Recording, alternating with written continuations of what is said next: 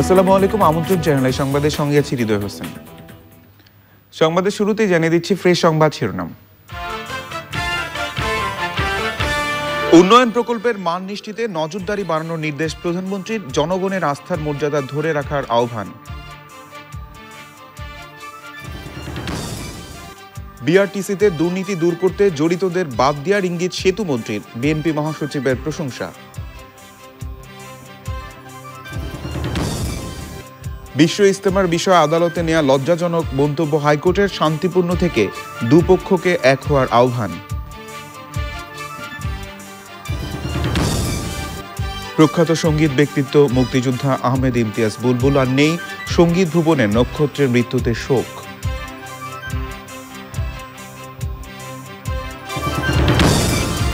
এবং BPL 6-এ Gayle ঝড়ে champion রংপুরের কাছে খুলনা টাইটান্সের হার। ঢাকার আমন্ত্রণে ব্যাট করছে কুমিল্লা ভিক্টোরিয়ান্স।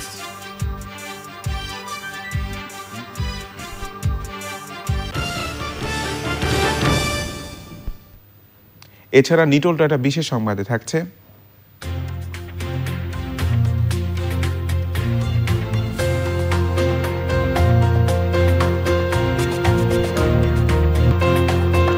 যুক্তরাজ্যে ব্রোঞ্জের সবচেয়ে বড় ভাস্কর্য তৈরির খবর।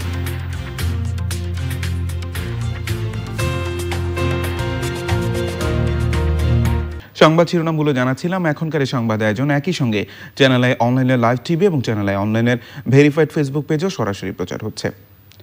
উন্নয়ন প্রকল্পগুলোর উপর নজরদারি বাড়িয়ে সেগুলোর গতি ও মান নিশ্চিত করতে সংশ্লিষ্টদের নির্দেশনা দিয়েছেন প্রধানমন্ত্রী শেখ হাসিনা।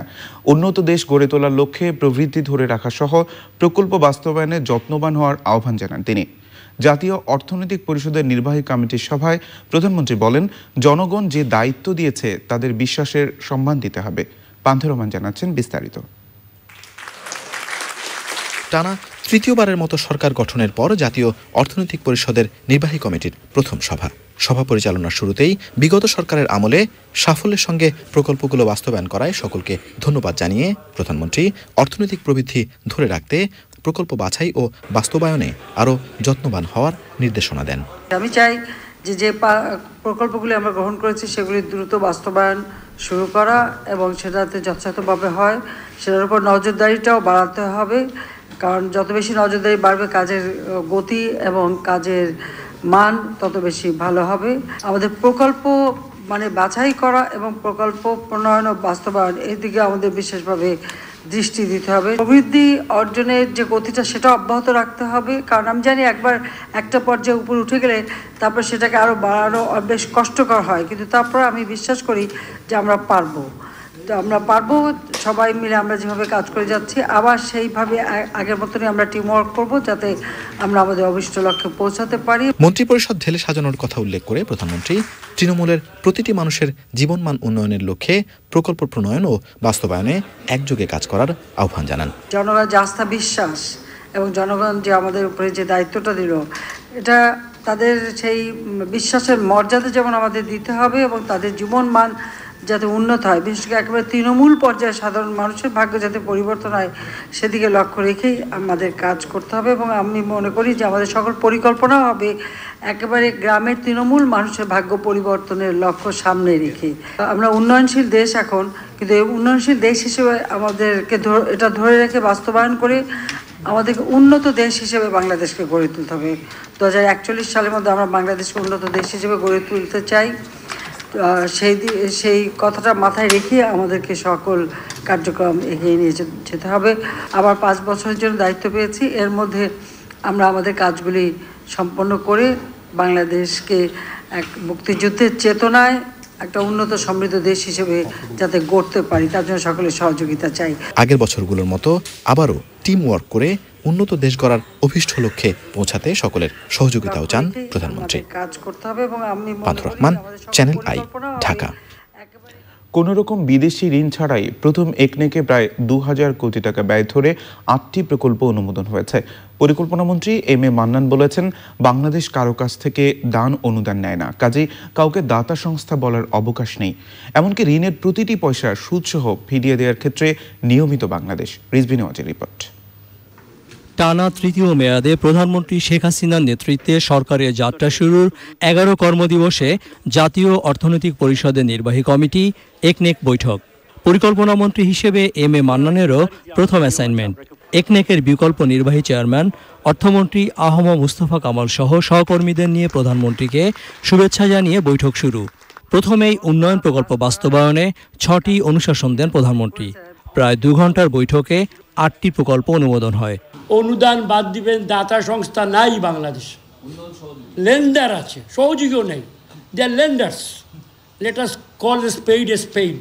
তারা টাকার ব্যবসা করেন, আমরা টাকা বড় করি মূল্য দিয়ে। মূল্যটা হলো সুদ। কম বেশি বিনামূল্যে কোনো টাকা আমরা আনি না। তাদের অনেক অর্থের পাহাড় আছে, নেগেটিভ সুদ অর্জন করে, যাকে এগুলো ভিতরের ব্যাপার বলতে চাচ্ছি না। তারা হন্য হয়ে সারা বিশ্বে ঘুরে বেড়াচ্ছেন অর্জিত টাকা নিয়ে দেওয়ার জন্য। সুতরাং এটা কোনো খয়রাত বা এরকম কিছু নেই। বৈঠক সূত্রে জানা গেছে, মৎস্য ও প্রাণী সম্পদ মন্ত্রণালয়ের রোগ নির্মূল এবং খুরা রোগ নিয়ন্ত্রণ প্রকল্প নিয়ে আলোচনার সময় ঔষধ শিল্পের নেতৃস্থানীয় ইনসেপ্টা ফার্মাসিউটিক্যালসের কথা উল্লেখ করেন প্রধানমন্ত্রী শেখ হাসিনা। পর্যাপ্ত পরিমাণে টিকা উৎপাদনে ঔষধ কোম্পানিগুলোর সাথে সংশ্লিষ্ট মন্ত্রণালয়কে কথা বলার নির্দেশ দেন তিনি। আমার লক্ষ্য একটি থাকবে, মূল গতি বৃদ্ধি করা। কারণ আমি মনে করি we have a good machinery on ground, খুব ভালো কাজ করছে, গতি বৃদ্ধি পেয়েছে, কিন্তু আরও গতি বৃদ্ধি করা সম্ভব হলে আরও ভালো হবে। 7.86-কে যে গতি নিয়ে গেছে, এটাকে 8-9 করার জন্য গতি একটু বৃদ্ধি করলে ভালো হবে। তো গতি বৃদ্ধি নট এট এনি কস্ট, মানের কষ্ট নয়, মানও সুরক্ষা করতে হবে, বাড়াতে হবে, গতি বৃদ্ধি করতে হবে, দুটোই সম্ভব। ব্রিফিংয়ে পরিকল্পনা মন্ত্রী জানান, যে কোনো উন্নয়ন প্রকল্প নেয়ার আগে পরিবেশ এবং মানুষের কল্যাণের কথা বিশেষ বিবেচনায় থাকবে। রিজভিন আওয়াজ, চ্যানেল আই, ঢাকা। সড়ক পরিবহন ও সেতুমন্ত্রী ওবায়দুল কাদের বলেছেন, বিআরটিসিতে দুর্নীতির জঞ্জাল রয়েছে। রাজধানীর বিআরটিসির প্রধান কার্যালয়ে এক মতবিনিময় সভায় তিনি বলেন, বিআরটিসিকে লাভবান করতে হবে এবং দুর্নীতিবাজদের বাদ দিতে হবে। পরে বিএনপি মহাসচিবের প্রশংসা করেন আওয়ামী লীগের সাধারণ সম্পাদক ওবায়দুল রশিদের রিপোর্ট। আবারও সড়ক পরিবহন ও সেতুমন্ত্রী হওয়ার পর ওবায়দুল কাদের প্রথমবারের মতো পরিদর্শনে আসেন রাজধানীর বিআরটিসি ভবনে। মতবিনিময় সভায় কর্মকর্তাদের মন্ত্রী বলেন, বিআরটিসিতে নতুন 1100 গাড়ি আসবে, কিন্তু এগুলো যাতে আগের মতো আবার নষ্ট হয়ে না যায় সেজন্য কঠোর হতে হবে। অনিয়ম, দুর্নীতির জঞ্জাল দীর্ঘদিন ধরে বাসা বেঁধে আছে। শস্যের মধ্যে ভূত থাকলে ভূত তাড়াতে হবে রুথলেসলি। এখন যাত্রার শুরুতে প্রথম রাতে বিড়াল মারতে হবে, কোনো আপোষ করার জন্য। করাপ্ট অফিসারদের বাদ দিয়ে দিতে হবে, যাদের দুর্নীতির সাথে বিআরটিসিকে যারা সমর্থন করে ফেলেছে তাদের এখানে থাকার কোনো অধিকার। পরে সাংবাদিকদের প্রশ্নের উত্তরে আওয়ামী লীগ সাধারণ সম্পাদক বলেন, তিনি তার রাজনৈতিক বক্তব্য হিসেবে বিএনপি মহাসচিবের পদত্যাগের কথা বলেছিলেন। আমি আবার ফখরুল সাহেবের পক্ষ নিয়ে, ফখরুল সাহেব ভেতরে এই সমস্যা পার্সোনালি উনি সজ্জন মানুষ হিসেবে ভালোই, পার্সোনালি তার বিরুদ্ধে আমার কোনো, তিনি যে দল করেন সেই দলের প্রতিনিধিত্ব করেন, সেই দলের যে বক্তব্য সেটা তাকে বলতে হয়। ল্যাঙ্গুয়েজটা আরও অনেকের মতো ওই আবাসিক প্রতিনিধি সুলভ নয়, সেটা অবশ্য একটু ভালো। ল্যাঙ্গুয়েজটাও তো খারাপ তিনি করেন না। ওবায়দুল কাদের বলেন, তার কাছে মনে হয় বিএনপি ভুলের কাদায় ডুবে আছে, আর আওয়ামী লীগ যদি বিএনপির অবস্থানে থাকতো তাহলে অবশ্যই উপজেলা নির্বাচনে অংশ নিত। Obaidul Rashid, channel I, Dhaka. বিএনপির সিনিয়র যুগ্ম মহাসচিব রুহুল কবির রিজভী বলেছেন, এই মুহূর্তে পদত্যাগ করে নিরপেক্ষ সরকারের অধীনে নির্বাচন না দিলে সরকারের শোচনীয় পতন হবে। দলের কেন্দ্রীয় কার্যালয়ে তিনি সাংবাদিকদের বলেন, বিরোধী দলীয় নেতাকর্মীদের উপর নির্যাতন এখনো চলছে। গণপরিবহনে নৈরাজ্য ও সড়ক দুর্ঘটনার মৃত্যুর দায়ে সড়ক পরিবহন মন্ত্রী ওবায়দুল কাদেরের পদত্যাগ দাবি করেছেন তিনি।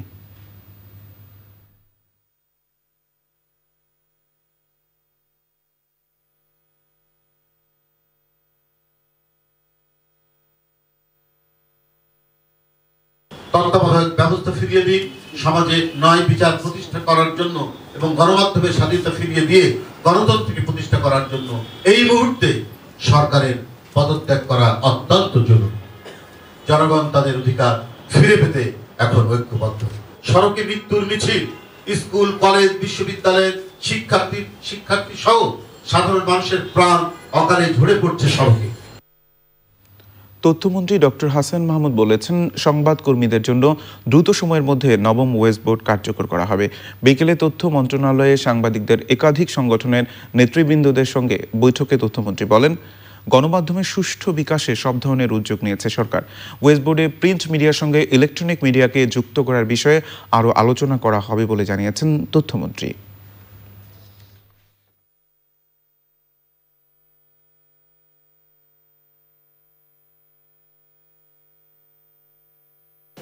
নবম ওয়েস বোর্ডের মাধ্যমে যাতে সংবাদপত্রের যারা কাজ করেন তাদের বেতন ভাতা দিয়ে যাতে নিশ্চিত হয়, সেই লক্ষ্যে আমরা এই কাজটি দ্রুত শুরু করেছি।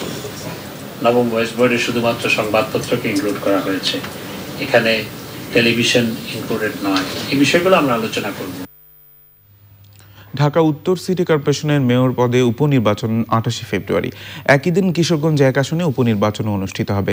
মনোনয়নপত্র দাখিলের শেষ দিন 31 জানুয়ারি। ঢাকা উত্তর সিটি কর্পোরেশনের মেয়র আনিসুল হক এবং কিশোরগঞ্জ এক আসনের সংসদ সদস্য সৈয়দ আশরাফুল ইসলামের মৃত্যুর কারণে এ দুটি জায়গায় উপনির্বাচন হবে। একাদশ জাতীয় সংসদের সংরক্ষিত নারী আসনে তফসিল ঘোষণা হবে 3 ফেব্রুয়ারি। আসন্ন উপজেলা নির্বাচন হবে 5টি ধাপে। উপজেলা পরিষদের নির্বাচনের প্রথম ধাপ হতে পারে 8 থেকে 9 মার্চ।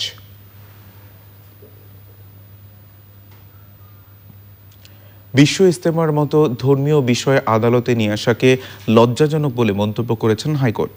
রিটের শুনানিতে শান্তিপূর্ণ অবস্থায় থেকে সবাইকে এক হওয়ার আহ্বানও জানিয়েছেন আদালত। তবে আবেদনকারী সরকারি প্রথম পরিপত্র অনুযায়ী আলাদা জমায়েত করতে চাইলেও রাষ্ট্রপক্ষ বলেছে সরকার চায় দুপক্ষ একসাথে হোক। মাজহুল পান্নার রিপোর্ট।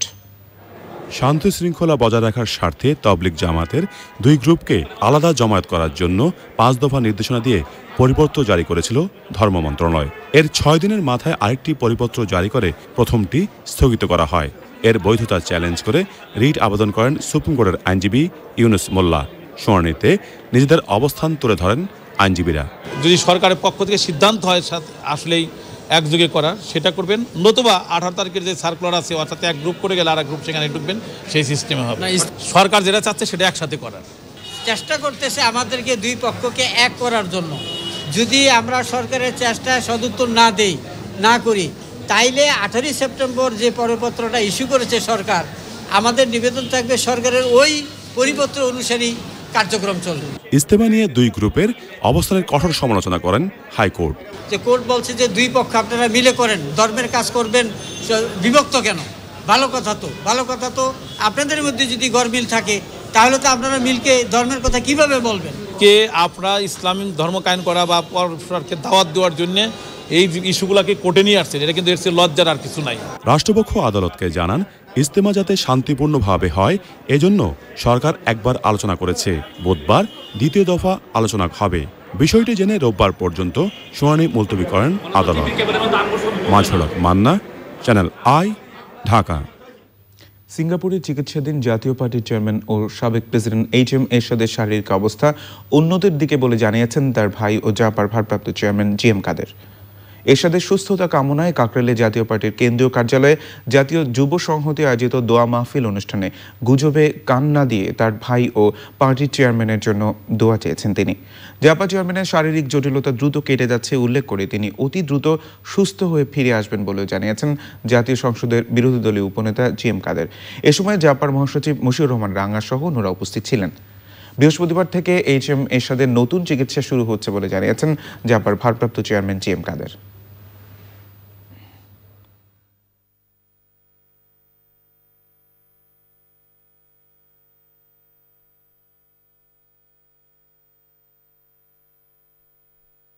সিঙ্গাপুরে পৌঁছানোর পর থেকে ওনার শরীর স্টেবল আছে এবং প্রতিদিনই ওনার স্বাস্থ্যের উন্নতি হচ্ছে। ওনার যে জটিলতাগুলি ছিল এগুলি প্রতিদিনই আস্তে আস্তে কেটে যাচ্ছে। আজকে যতটুকু আমরা খবর পেয়েছি, একটু আগে ঘণ্টাখানেক আগে আমি টেলিফোনে আলাপ করেছি, ওনার যে মেডিকেল রিপোর্ট, টেস্ট রিপোর্ট সেখানে যেগুলো ওনার সমস্যা ছিল সবগুলো অনেক ইমপ্রুভ করেছে তারা বলেছে। কালকের থেকে ওনাকে একটা নতুন চিকিৎসা দেওয়া শুরু করবে এবং চিকিৎসকরা আশাবাদী যে এই চিকিৎসাটি ওনার জন্য কার্যকর হবে এবং হলে উনি মোটামুটি স্বাভাবিকভাবে আবার সুস্থ হয়ে উঠবেন। প্রখ্যাত গীতিকার, সুরকার, সঙ্গীত পরিচালক ও মুক্তিযোদ্ধা আহমেদ ইমতিয়াজ বুলবুল মৃত্যুবরণ করেছেন। ইন্না লিল্লাহি ওয়া ইন্না ইলাইহি রাজিউন। ভোর 4টায় রাজধানীতে নিজ বাসভবনে হৃদরোগে আক্রান্ত হয়ে শেষ নিঃশ্বাস ত্যাগ করেন তিনি। তার মৃত্যুতে রাষ্ট্রপতি ও প্রধানমন্ত্রী শোক জানিয়েছেন। গুণী এই সঙ্গীত পরিচালকের মরদেহ BSMMU এর হিমঘরে রাখা হয়েছে। বিস্তারিত জাকি আক্তারের রিপোর্টে। আমাকে যেন ভুলে না যাও, তাই একটা ছবি পোস্ট করে মুখটা মনে করিয়ে দিলাম। সামাজিক যোগাযোগ মাধ্যমে কিংবদন্তি সঙ্গীত পরিচালক আহমেদ ইমতিয়াজ বুলবুলের শেষ পোস্ট। সবকটা জানালা খুলে দাও না, আমার সারা দেহ খেয়ে গো মাটি, ও মাঝি নাও ছাইরা দে, আমার বুকের মধ্যখানে, আম্মাজান সহ অসংখ্য কালজয়ী গানের স্রষ্টা আহমেদ ইমতিয়াজ বুলবুল। চ্যানেল আই সহ বিভিন্ন টেলিভিশন চ্যানেলের সঙ্গীত অনুষ্ঠানেও ছিল তার উজ্জ্বল উপস্থিতি। মঙ্গলবার ভোর 4:15 আফতাবনগরের নিজ বাসায় হৃদরোগে আক্রান্ত হয়ে শেষ নিঃশ্বাস ত্যাগ করেন তিনি। গুণী এই ব্যক্তির মৃত্যুর খবর শুনে সঙ্গীত অঙ্গন সহ তার কাছের মানুষরা ছুটে আসেন তার অনুজরাও। এইসব ক্ষণজন্মা ব্যক্তিগুলো আর কবে আসবে আমাদের দেশে আমি জানি না। যদি ওনাকে মূল্যায়ন করতে যান, আমার মনে হয় ওনার পাহাড় সমান। একাধারে 8 বছর শুধু দেশের গানই করেছেন এবং বাংলাদেশের সবচেয়ে বেশি দেশের গানের সুরকার তিনি। তো তার মৃত্যুটা তো অবশ্যই আমাদের জন্য একটা বিরাট শূন্যতা তৈরি করেছে। দুঃখের কথা বলার মানুষ কোথায় পাবো? সে আমার এমনিতে বাবা, আবার অন্যদিকে আমাকেই সে তার মা মনে করতো। গার্জিয়ানের মতো ছিলেন স্যার সবসময়। এবং আমি ইনফ্যাক্ট যখন আমি প্রথম মিউজিক ডিরেকশনের কাজ শুরু করি, তখন আমি স্যারকে যে শুনতাম, স্যার এটা কেমন, স্যার এটা কি, মানে ওনার কাছ থেকে সাজেশন নিতাম। প্রায় 12 বছরের স্যারের ছায়ার নিচেই ছিলাম। মানে মাঝে মধ্যে কথা হতো, ভীষণ দুষ্টুমি করতেন, আদর করতেন, ভালোবাসতেন, বোকা দিতেন। 21 পদকে ভূষিত আহমেদ ইমতিয়াজ বুলবুলের শেষ কাজগুলো সম্পূর্ণ করার কথা জানান তার ছেলে। ওই কাজগুলো আমি নিজে করে নিব, কিন্তু আমাকে একটু সময় দিতে হবে। আমার সুস্থ মস্তিষ্কে আমাকে এগুলো কাজ করতে হবে। বুদ্ধিজীবী কবরস্থানে যেন তাকে একটা পার্মানেন্ট একটা কবর দেওয়া হয়, যেখানে মানুষ তাকে সবসময় যেন স্মরণ করতে পারে। পরিবারের পক্ষ থেকে আহমেদ ইমতিয়াজ বুলবুলের মরদেহ দাফনের বিষয়ে সিদ্ধান্ত জানান গীতিকার শহীদুল্লাহ ফরাজি। ওনার লাশ আগামীকাল সকালে শহীদ মিনারে নিয়ে যাওয়া হবে রাষ্ট্রীয় গার্ড অব অনার প্রদানের জন্য। গার্ড অব অনার প্রদানের পর সর্বসাধারণের শ্রদ্ধা নিবেদনের জন্য শহীদ মিনারে ওনার লাশ রাখা হবে। তার পরবর্তীতে শহীদ মিনার থেকে আমরা ঢাকা বিশ্ববিদ্যালয় মসজিদে নামাজে জানাজা অনুষ্ঠিত হবে। নামাজে জানাজা অনুষ্ঠিত হওয়ার পর আমরা FDC-তে নিয়ে যাব। FDC থেকে ওনার লাশ দাফন করা হবে মিরপুর শহীদ বুদ্ধিজীবী মাজারে। দীর্ঘ 4 দশক গানের ভুবনে থাকা এই গুণী গত বছরের মাঝামাঝি সময় হার্টে ব্লক ধরা পড়লে প্রধানমন্ত্রী শেখ হাসিনা তার চিকিৎসার দায়িত্ব নেন। এরপর জাতীয় হৃদরোগ ইনস্টিটিউটে তার হার্টে রিং পরানো হয়। আরেকটি ফাগুন আসার কদিন আগেই চলে গেলেন আইলো দারুণ ফাগুন রে গানের সুরকার আহমেদ ইমতিয়াজ বুলবুল। Zakia Akter, channel I, Dhaka. দেশের সঙ্গীত জগতের নক্ষত্র আহমেদ ইমতিয়াজ বুলবুলের বর্ণাঢ্য জীবনের কথা জানাচ্ছেন জাকিয়া হিমু। সবকটা জানালা খুলে দাও না। দেশাত্মবোধক গান কিংবা চলচ্চিত্রের গান, বাংলাদেশের অসংখ্য জনপ্রিয় গানের সাথে জড়িয়ে আছে সুরের জাদুকর আহমেদ ইমতিয়াজ বুলবুলের নাম।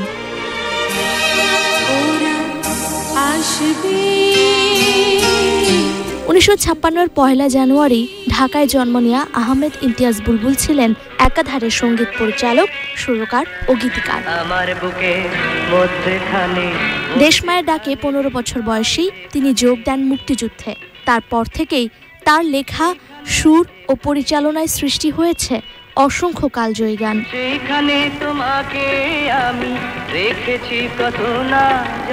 1976 থেকে তিনি নিয়মিত গানের কাজ শুরু করেন। সাবিনা ইয়াসমিন, রুনা লায়লা, এন্ড্রু কিশোর, কনক চাপা, সৈয়দ আব্দুল হাদি, সামিনা চৌধুরীর মতো শিল্পীদের নিয়ে কাজ করে বাংলা সঙ্গীত জগৎকে উপহার দিয়েছেন অসংখ্য জনপ্রিয় গান। 300-রও বেশি চলচ্চিত্রে সঙ্গীত পরিচালনা করেছেন তিনি। প্রথমত এই ছবিটা যখন হাতে নিয়েছি, প্রডিউসার প্রথম আমাকে পছন্দ করেনি, তারপরে প্রডিউসারের যত লোকজন আছে সব চেনা জানা মানুষ, আমাদের ফিল্মেরই লোক, সব বড় বড় director.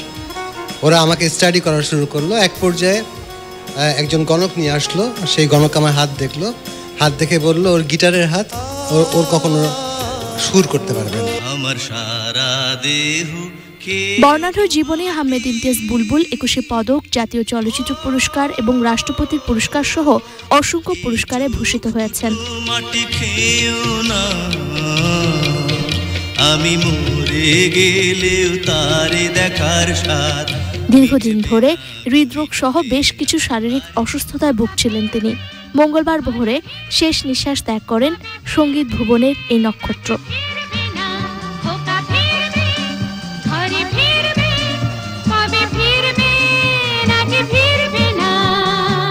Zakia Himu, channel I. UCB BPL 2019।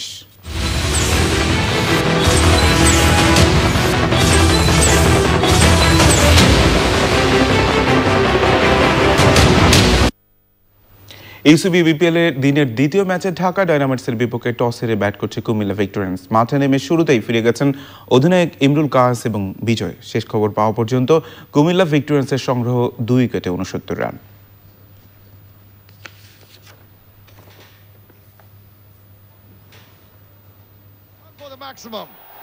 Fantastic strike here by Tamim Iqbal. Wonderful strike, Tamim Iqbal.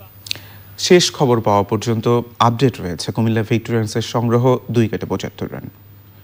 UCB BPL এ টানা দ্বিতীয় জয় তুলে নিল রংপুর রাইডার্স। টেবিলের তলানির দল খুলনা টাইটান্সকে 6 উইকেটে হারিয়েছে মাশরাফি বিন মুর্তজার রংপুর। মিরপুরে হোম অফ ক্রিকেটে রংপুর রাইডার্সের বিপক্ষে টস হেরে ব্যাটিংয়ে নেমে ব্রেন্ডন টেলর ও নাজমুল শান্তর পার্টনারশিপে এগিয়ে যায় টাইটান্স। ব্যক্তিগত 48 রানে শান্তকে ফেরত পাঠান ফরহাদ রাইজা। পরে মাহমুদুল্লাহর 29 এবং উইজের অপরাজিত 35 রানে 6 উইকেট হারিয়ে খুলনার সংগ্রহ দাঁড়ায় 181 রান। 4 উইকেট নেন ফরহাদ রাইজা। জবাবে ব্যাটিংয়ে নেমে জ্বলে উঠলেন গেইল। টুর্নামেন্টের প্রথম 50 পেয়েছেন তিনি। এলএসের সাথে 78 রানের উদ্বোধনী পার্টনারশিপে অনেকটা এগিয়ে যায় রংপুর। এলস ব্যক্তিগত 55 রানেই ইয়াসির শাহর বলে ফিরে যান। 5 ছক্কা 2 বাউন্ডারিতে 55 রানের ইনিংস খেলেন ক্রিস গেইল। 4 ছক্কার ইনিংসে 41 রান করে আউট হন ভিলিয়ার্স।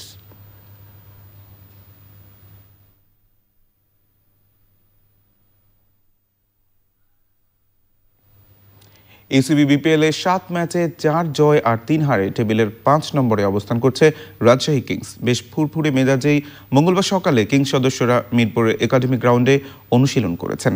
আর বিকেলে খেলোয়াড় স্পন্সর প্রতিষ্ঠানে বিভিন্ন পণ্য নিয়ে ফটোশুটে অংশ নেন। সাদি মাহমুদের রিপোর্ট। 7 ম্যাচে 4 জয়, 8 পয়েন্ট নিয়ে টেবিলের 5 নম্বরে অবস্থান রাজশাহী কিংসের। আগের ম্যাচেই কিংসদের কাছে 38 রানে হেরেছে তারকাবহুল কুমিল্লা ভিক্টোরিয়ান্স। ষষ্ঠ আসরের প্রথম সেঞ্চুরিও তুলে নিয়েছেন কিংস সদস্য লরি ইভান্স। তাই অনুশীলনেও বেশ ফুরফুরে কিংস সদস্যরা। তবে কোনো ম্যাচই হালকা করে নিচ্ছে না রাজশাহী কিংস। আমরা চেষ্টা করেছি এবং প্লেয়ারদেরও চেষ্টা ছিল যে আমরা কিভাবে ভালো করি। আর টি-20 গেম যে কোনো সময় যে কোনো টিম দাঁড়ায় যেতে পারে, ওইটা ওইরকম অনেক বড় প্লেয়ার আনলাম, বাট এইখানে বিশেষ করে বিদেশি প্লেয়ারদের এখানে এসে অ্যাডজাস্ট করা একটু কষ্ট হয়ে যায়। সো ডে বাই ডে উইকেটও ভালো হচ্ছে, যারা ওভারসিজ প্লেয়ার তারাও অ্যাডজাস্ট করতেছে, এই জন্য রানগুলো এখন বেশি হচ্ছে আর কি। এদিকে বিকেলে টিম হোটেলে খেলোয়াড়েরা ফটোশুটে অংশ নেন। টিম স্পন্সর প্রতিষ্ঠানের বিভিন্ন পণ্য নিয়ে ক্যামেরার সামনে দাঁড়ান মিরাজ, মুস্তাফিজ, সৌম্যরা। রাজশাহী কিংসের পার্টনার আই ক্রিয়েশনের পক্ষ থেকে খেলোয়াড়দের আর ক্লথসের উপহার তুলে দেওয়া হয়। এ সময় আই ক্রিয়েশন এবং আর ক্লথসের কর্মকর্তাবৃন্দ উপস্থিত ছিলেন। বুধবার দিনের প্রথম ম্যাচে চিটাগং ভাইকিংসের মুখোমুখি হবে রাজশাহী কিংস। সাদি মাহমুদ, চ্যানেল আই, ঢাকা। মাঘ মাসেও রাজধানী সহ দেশের বিভিন্ন অঞ্চলে কাঙ্ক্ষিত শীত নেই। আবহাওয়া অফিস বলছে পশ্চিমা লঘুচাপ দেশের একেবারে উত্তর দিয়ে চলে যাওয়ায় পূবালি বায়ুর সাথে সংযোগ ঘটেনি। ফলে এ সময় সারা দেশে শৈত্যপ্রবাহের পূর্বাভাস থাকলেও তা প্রবলভাবে সক্রিয় হতে পারছে না। জান্নাতুল বাকি কেকার রিপোর্ট। বাংলা মাসের মাঘ এবং ইংরেজি জানুয়ারি সবচেয়ে শীতল মাস, কিন্তু মধ্য জানুয়ারি পার হলেও হাড় কাঁপানো শীতের দেখা নেই। মাঘ মাসের প্রথম সপ্তাহেও বাংলার চিরচেনা প্রবাদ, মাঘের শীতে বাঘ কাঁপে। এই প্রবাদ মতো মাঘ মাসেও নেই শীতের তীব্রতা, বরং আগামী 2-3 দিন সর্বনিম্ন তাপমাত্রা বেড়ে শীতের অনুভূতি আরও কমবে বলেই পূর্বাভাস আবহাওয়া অফিসের। কোল্ড ওয়েভ কিন্তু আছে। ঢাকা শহরে তাপমাত্রা বেশি, তার তো নানান কারণ আছে। কারণ ঢাকা শহরে অনেক গাড়ি চলে রাস্তায়, অনেক বিল্ডিং, সর্বনিম্ন তাপমাত্রার সেটা আরও আগামী 2-3 দিন এটা এরকমই থাকতে পারে। এরপরে তাপমাত্রা কিছুটা আরেকটু বাড়তে পারে, সেক্ষেত্রে শীতের অনুভূতিটা কিন্তু আরেকটু কমতে পারে। এবারে শীত মৌসুমে পঞ্চগড়ের তেঁতুলিয়াতে সর্বনিম্ন তাপমাত্রা রেকর্ড করা হয় 4.9 ডিগ্রি সেলসিয়াস। গত 2 জানুয়ারি রেকর্ডকৃত ওই তাপমাত্রা এবারের শীত মৌসুমের সর্বনিম্ন তাপমাত্রা। এর আগে 23 ডিসেম্বর থেকে দেশের পশ্চিমের 3 বিভাগের বিভিন্ন জেলায় শুরু হয় তীব্র থেকে মাঝারি ধরনের শৈত্যপ্রবাহ। এতে রাজশাহী, বিশেষ করে রংপুর, কুড়িগ্রাম, পঞ্চগড়, নীলফামারীতে ঠান্ডায় কিছুটা বিপর্যস্ত ছিল জনজীবন। পশ্চিমা যে লঘুচাপ যেটা দিয়ে শীতকালে বৃষ্টি হয়, সেই লঘুচাপগুলি আসলেও দেশের উত্তর দিয়ে চলে গেছে, সেই কারণে দেশের উপরে এটা আসতে পারেনি বা এটা পূবালি বায়ুপ্রবাহের সঙ্গে সংমিশ্রণ হতে পারেনি এবং এখন পর্যন্ত জানুয়ারি মাসে আমরা কোনো বৃষ্টিও পাইনি। তো বৃষ্টি হলে হয় কি, এই সময় মানে সবগুলি একদম ময়েশ্চার নেমে যায়, মানে এয়ারটা ক্লিন হয়ে যায়, বাতাস একদম পরিষ্কার হয়ে যায়। তখন কিন্তু তাপমাত্রা, যখনই আকাশে মেঘ থাকে না, তখন কিন্তু তাপমাত্রা একেবারেই ফল করে। আবহাওয়া অফিসের পূর্বাভাস অনুযায়ী জানুয়ারির 2য় সপ্তাহ থেকে 2য় ধাপে মাঝারি থেকে তীব্র মাত্রার শৈত্যপ্রবাহের পূর্বাভাস ছিল। তবে বাস্তবতা হল দেশের একেবারে পশ্চিমে এবং উত্তর অংশে মৃদু শৈত্যপ্রবাহ বইছে। জান্নাতুল বাকিয়া কেকা, চ্যানেল আই, ঢাকা। এবার সামিট আন্তর্জাতিক সংবাদ।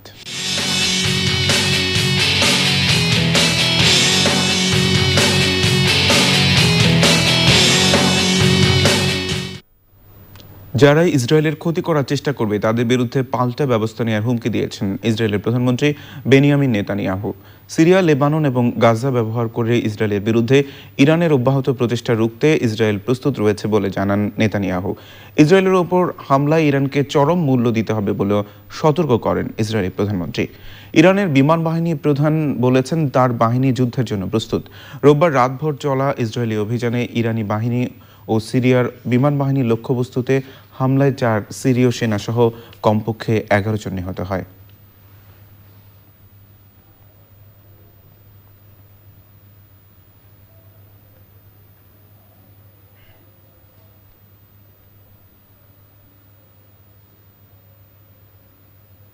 নিটল ডাটা বিশেষ সংবাদ।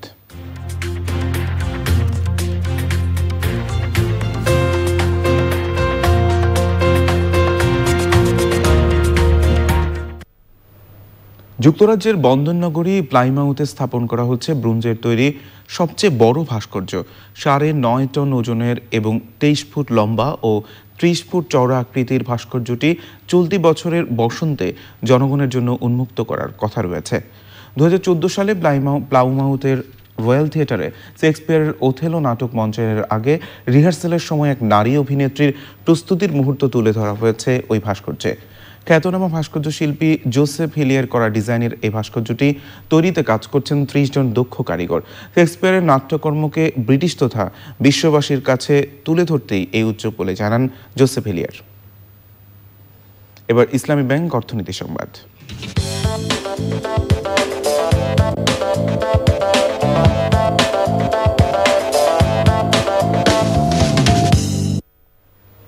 উত্তরাঞ্চলের বিদ্যুৎ সংকট মেটাতে নীলফামারীর সৈয়দপুরে তেলভিত্তিক 150 মেগাওয়াটের নতুন বিদ্যুৎ কেন্দ্র হচ্ছে। বিদ্যুৎ ভবনে বাংলাদেশ বিদ্যুৎ উন্নয়ন বোর্ড এবং চীনের ডংফাং ইলেকট্রিক ইন্টারন্যাশনাল কর্পোরেশনের মধ্যে চুক্তি হয়েছে। জার্মানির সিমেন্সের টারবাইন এবং পাইপলাইনের মাধ্যমে ভারত থেকে আমদানি করা জ্বালানি তেলে ওই বিদ্যুৎ কেন্দ্র চলবে। 568 কোটি টাকার এই বিদ্যুৎ কেন্দ্র থেকে 1.5 বছরের মধ্যে উৎপাদন শুরু হবে।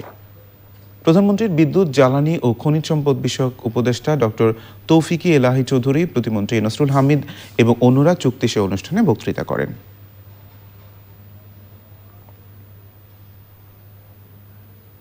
আনোয়ার সিমেন্ট শিট কৃষি সংবাদ।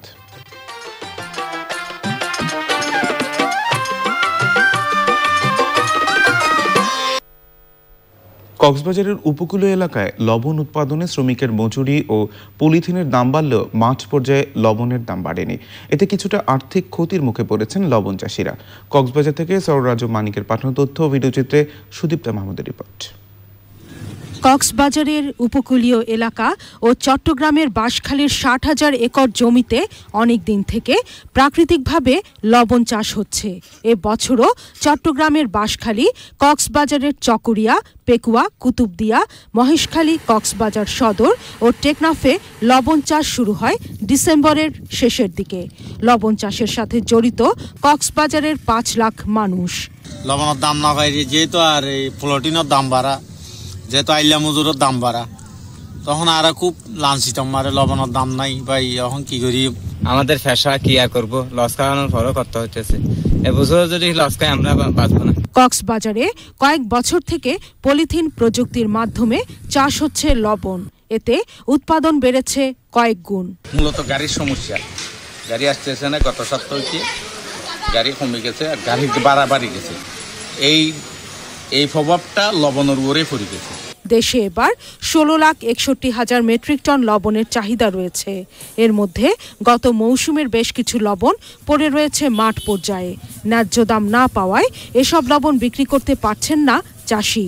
গত বছরেও আমরা লবণের ন্যায্য মূল্য পাইনি এবং চলতি সনে লবণের ন্যায্য মূল্য নিশ্চিত করার জন্য নতুন মন্ত্রী পরিষদকে আমি আহ্বান জানাবো।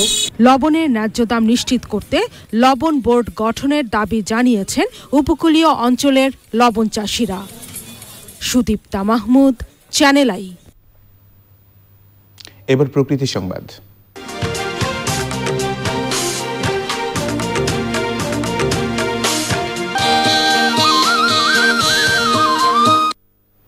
প্রাকৃতিক পরিবেশ স্থায়িত্বশীল করা নিয়ে আন্তর্জাতিক সম্মেলন শুরু হয়েছে নর্থ সাউথ ইউনিভার্সিটিতে। ৩ দিনের সম্মেলনের উদ্বোধনীতে বক্তারা বাংলাদেশের সার্বিক পরিবেশ নিয়ে উদ্বেগ প্রকাশ করেন। আর চুপ না থেকে পরিবেশ রক্ষায় দ্রুত কার্যকর উদ্যোগ নেওয়ার আহ্বান জানান তারা। জাহিদুজ্জামানের রিপোর্ট। রাজধানীর নর্থ সাউথ ইউনিভার্সিটিতে ৩ দিনের আন্তর্জাতিক পরিবেশ সম্মেলন শুরু হয়েছে সোমবার। উদ্বোধনী অনুষ্ঠানে দেশ বিদেশের বিশেষজ্ঞরা পরিবেশ বিপর্যয় নিয়ে উদ্বেগ প্রকাশ করেন। বলেন, দূষণের মাত্রা যত বাড়ছে এর বিরূপ প্রভাব গিয়ে পড়ছে পরিবেশ এবং জনস্বাস্থ্যের উপর। এ পরিস্থিতির উত্তরণে কার্যকর উদ্যোগ নেওয়ার তাগিদ দেন বক্তারা। বিশেষ করে গবেষকদের কিছু একটা করার আহ্বান জানান তারা। Hope that the papers will be really interesting one because we received about 100 abstracts. But if you went to natural refrigerants, you're ready for the future. You're totally future-proof.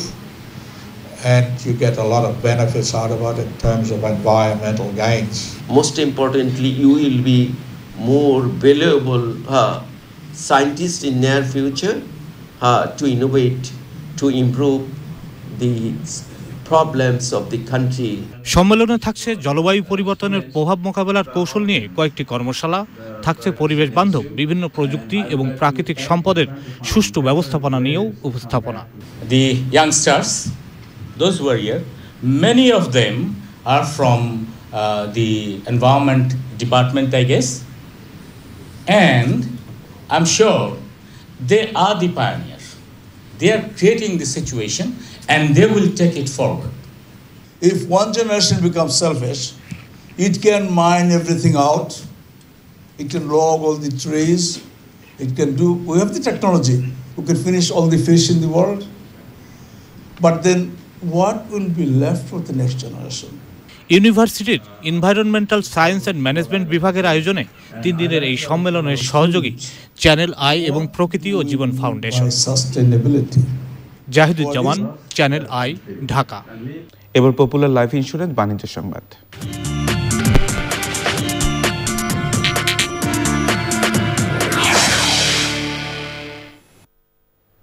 সূচকের ওঠানামার মধ্য দিয়ে শেষ হয়েছে ঢাকা স্টক এক্সচেঞ্জের আজকের লেনদেন। কমেছে বেশিরভাগ কোম্পানির শেয়ারের দাম। দিন শেষে ডিএসই সূচক 6 পয়েন্ট বেড়ে ৫,৮৬৫ পয়েন্টে দাঁড়িয়েছে। হাতবদল হয়েছে ৩৪৬টি কোম্পানির ৮৯০ কোটি ৬৬ লাখ টাকার শেয়ার ও মিউচুয়াল ফান্ড। এর মধ্যে দাম বেড়েছে ৯৫টির, কমেছে ২২৪টির এবং অপরিবর্তিত ছিল ২৭টি কোম্পানির শেয়ারের দাম।